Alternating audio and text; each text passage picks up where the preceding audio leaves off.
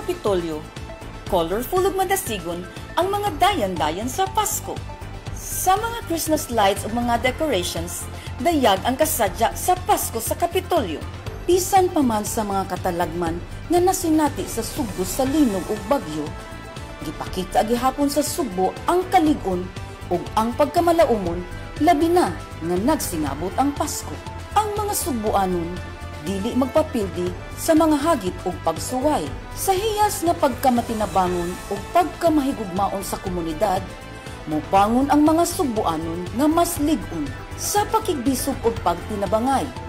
Sa hiyas nga mahigugmaon sa komunidad, ang Pasko sa Sugbo, dayag nga malipayon. Ako si Rhea Manila. Kini ang istoryang may labot ang Sugbo.